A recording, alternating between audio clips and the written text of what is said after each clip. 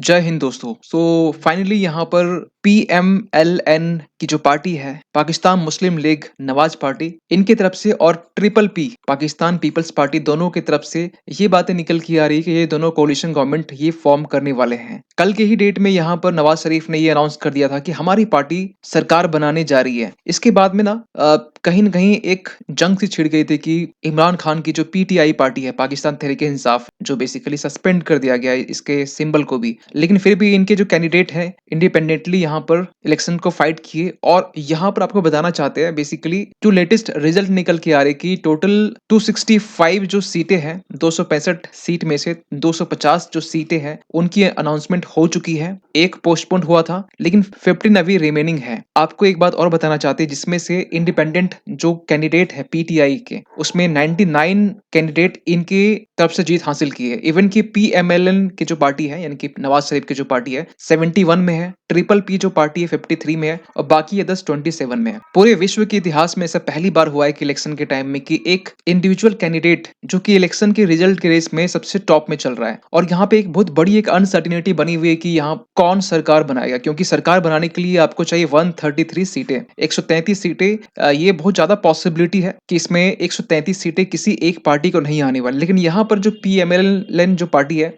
नवाज शरीफ की जो पार्टी है, और triple P party Benazir Bhutto, sorry Bilawal जो भुट्टो है, इनकी जो पार्टी है 53 में है। दोनों अगर ये कंबाइन भी करें फिर भी इनके पास में 124 सीट ही आती है। तो इनको सपोर्ट और बाकी जो अदर्स है उनसे लेना पड़ेगा। सो यहाँ पर फाइनली इन्होंने ये अनाउंस कर दिया है कि हमारी जो कोalition गवर्नमेंट है ये सरकार बनाने जा रही है। और कहीं ना कहीं यहाँ की जो पाकिस्तान की जो आर्मी है वो भी यही चाह रही थी कि जिस तरीके से हमने पूरे इलेक्शन को प्लान किया है कि किसे सिलेक्ट किया जाएगा, इलेक्ट तो होता नहीं वहां पर, किसे सिलेक्ट किया जाएगा, वो चीजें कहीं ना कहीं अब ट्रैक में दिखती हुई नजर आ रही है। लेकिन आपको इसमें और अपडेट बताना चाहते हैं। इसी बीच में यहाँ पर पाकिस्तान के जो ex prime minister Imran Khan, इन्होंने यहाँ पर जेल से ही एआई के जरिए, आर्टिफिशियल इंटेलिजेंस के जरिए, यहाँ पर एक स्पीच के जरिए यहाँ पर ये कहा है कि जिस तरीके से पीटीआई का सपोर्ट पाकिस्तान की जो आम जनता जो दी है और नवाज शरीफ की जो पार्टी है जिस तरीके से उनको झटका दिया गया है, और ये चीजें पाकिस्तान के लिए एक बहुत बड़ी बात है। और यहाँ पर इमरान खान, खासकर पाकिस्तान के जो एक्स प्राइम मिनिस्टर थे नवाज शरीफ, उनको कुछ इस तरीके से वर्ड से भी कहा जा रहा है, स्टूपिड पर्संस, कुछ ऐसे से वर्ड यहाँ पर यूज किए जा रहे हैं नवाज शरीफ के लिए खासकर। लेकिन आपको इसी के साथ एक अपडेट और सुनाना चाहते हैं कि रिसेंट की बात है, जब रिसर्च करे तो हमें मालूम चला ये कि इमरान खान को बेसिकली यहाँ पर बेल ग्रांट किया गया है, जो कि एक उनके ऊपर तो वैसे मल्टीपल केस है, पाकिस्तान के सीक्रेट्स को आउट करने के केस है, इवन की मिलिट्री के साथ उनका पंगा चला था, जो ये सब चीजें देखना पड़ रहा है उनको। अमेरिका को कुछ पॉइंट्स को लेकर उनके ऊपर भी कमेंट किया गया था, उसके बाद से इनकी जो है उल्टी गिनती शुरू होती है। इनके ऊपर मल्टीपल्स केस है, तो उसमें से एक मिलिट्री इंस्टॉलेशन अटैक जो केस था, जिसको लेकर यहाँ पर इमरान खान को बेल ग्रांट किया गया है। वैसे कहा जाए 12 ऐसे केसेस थे जिसमें से 0.1 मिलियन जो बॉन्ड है सिक्योरिटी बॉन्ड ये लेकर बेसिकली इसे ग्रांट दी गई है अभी फिलहाल। सो नेक्स्ट अब ये देखना है कि बेसिकली पाकिस्तान के जो प्राइम मिनिस्टर की रेस में कौन आगे निकल रहा है, क्योंकि यहाँ पे इमरान खान में ये कुछ टाइम के लिए बेल दी जा रही है। लेकिन यहाँ पर जो यहाँ की सेना चाहती है, जो उनका एक रचा रचाए जो षड्यंत्र है कि किसे प्रधानमंत्री बनाना चाहिए, क्योंकि आप ये भी समझ सकते हैं कि जिस तरीके से नवाज शरीफ इलेक्शन के पहले यहाँ लंदन में थे, लेकिन फिर वो इलेक्शन के टाइम में यहाँ आते कि आपको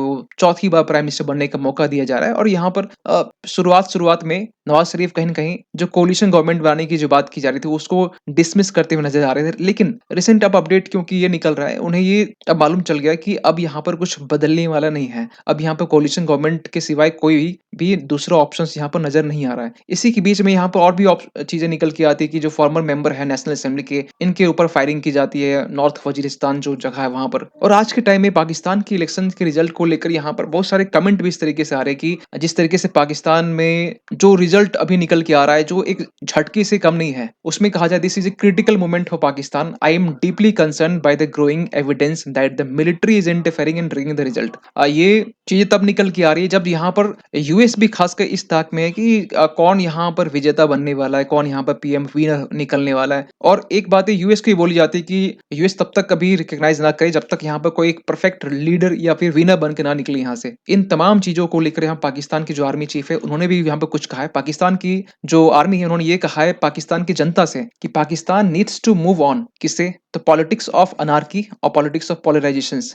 ये बेसिकली कहा जा रहा है पाकिस्तान के जो ex prime minister Imran Khan के लिए कहा जा रहा है कि जो अनार्की और पोलराइजेशन की जो पॉलिटिक्स वो यूज करते हैं, इससे पाकिस्तान की जनता है उससे बाहर निकलने की नीड है। क्योंकि एक्चुअली जो फाइनल रिजल्ट जो निकल के आ रहा है जनरल इलेक्शंस का, कहा जा रहा है ट्रिकल इन, उम्मीद नहीं थी जिस तरीके से यहाँ पर जो पाकिस्तान की जो जनता है यहाँ पर वो इस तरीके से यहाँ पर रिजल्ट जो सामने निकल के आ रहा है। क्योंकि अगर आप थोड़ा सा इतिहास देखेंगे तो आपको मालूम चलेगा कि पाकिस्तान में किसी की भी सरकार 5 साल तक टिकी नहीं है। और अगर हम ये कहें कि पाकिस्तान में लगभग 50-50 जो रेशियो है वो पाकिस्तान की गवर्नमेंट करती है, पॉलिटिशियंस करती है, पाकिस्तान की जो मिलिट्री है वो दोनों का 50-50 वहाँ कॉन्ट्रीब्यूशन है। या हम ये कहें कि ये 60-40 या 70-30 होगा तो कोई बुरी बात नहीं है। पाकिस्तान की मिलिट्री वहां पर ज्यादा टाइम तक रूल की है बजाय कि पाकिस्तान की वहां की जो सरकार है। लेकिन अगर कोलिशन गवर्नमेंट बन भी जाता है तो यहाँ पर जो एनालिस्ट है, एक्सपर्ट्स है, वो ये कहते हैं कि वो बेसिकली अनस्टेबल होगा, वीक होगा, एक आर्मी के लिए एक बिग लूजिंग वाली चीजें यहाँ पर देखने को मिल सकता है। क्योंकि यहाँ पर आईएमएफ ने बेल आउट जो प्रोग्राम के जरिए यहाँ पर जो डॉलर देने की बात की गई थी, उसके लिए यहाँ कहा जा रहा है कि अगर यहाँ पर अगर स्टेबल गवर्नमेंट नहीं आती है, क्योंकि इसके 3 वीक तक अगर ये जो बेल आउट है ये एक्सपायर हो जाएगा, तो इसके लिए यहाँ पर एक स्टेबल गवर्नमेंट की नीड है। और जिस तरीके से भी परिस्थितियां बन रही है, चांसेस कम है कि यहाँ पर आगे कुछ ठीक हो सकता है। लेकिन पूरे वर्ल्ड की रिएक्शन की बात करें तो इसमें यूएस, ब्रिटेन, यूरोपियन यूनियन, इन्होंने भी यहाँ पर कल के डेट में ये कहा कि जिस तरीके से पाकिस्तान में जो इलेक्शंस के रिजल्ट की जो काउंटिंग हो रही है उसको लेकर यहाँ पर कहा जा रहा है कि जो इरेगुलरिटीज यहाँ पर पाई गई है, इलेक्शन कमीशन ने यहाँ पर ये कहा, बेसिकली इलेक्शन कमीशन ने एक ऐप भी लॉन्च किया था ताकि जो काउंटिंग है वो जल्दी से जल्दी हो सके। लेकिन यहाँ पर इलेक्शन कमीशन ने भी कल एक के डेट में ये कहा था कि काउंटिंग में डिलेज क्यों की जा रही है। फिर इमरान खान की तरफ से भी ये भी चीजें निकल के आ रही थी, वो इलेक्शन कमीशन के ऊपर यहाँ पर ये एलिगेशन लगा रहे कि इलेक्शन कमीशन भी इसमें शामिल है, खासकर इमरान खान की जो पार्टी है उसको पीछे करने में। सो पाकिस्तान में आज के टाइम में जो भी जीते, जिसकी सरकार बने, कोलिशन बने, चाहे इमरान खान पार्टी की बने, जिसकी भी बने, एक चीजें कॉमन चीजें जो खासकर पाकिस्तान आज के टाइम में फेस करने वाला है। पाकिस्तान की जो आज के टाइम में stock exchange, Pakistan stock exchange जो है वो 1700 पॉइंट से नीचे गिर रही है। इवन की पाकिस्तान के सामने एक बहुत बड़ी चैलेंज क्या है कि डॉलर को लेकर, डॉलर की वैल्यू जो है लगातार कहीं ना कहीं कंपैरेटिवली जो पाकिस्तान करेंसी है डिवेल्युएट हो रही है। फिस्कल डेफिसिट यहाँ पर बढ़ रहा है। इवन कि यहाँ पर जिस तरीके से डिस्प्यूट्स, कॉन्फ्लिक्ट आप देख सकते हैं ईरान और पाकिस्तान के बीच में रिसेंटली, तहरीक तालिबान पाकिस्तान जो अफगानिस्तान, रिसेंटली वहां भी आप एक कॉन्फ्लिक्ट देखने को मिल सकता है आपको। और इन सब का जो एक इम्पैक्ट है, क्योंकि भारत पर भी जो हमारे पड़ोसी देश है, अगर वहां इलेक्शन होते हैं, रिजल्ट जिस तरीके से निकल के आते हैं, सरकार किनकी बनती है, एक बहुत बड़ा फैक्टर होता है खासकर हमारे इंडिया के फॉरेन पॉलिसी को भी इम्पैक्ट करने के लिए। तो इन तमाम चीजों को लेकर आपका क्या मानना है, कमेंट कीजिएगा। मिलते किसी अगली वीडियो में, तब तक के लिए थैंक यू सो मच।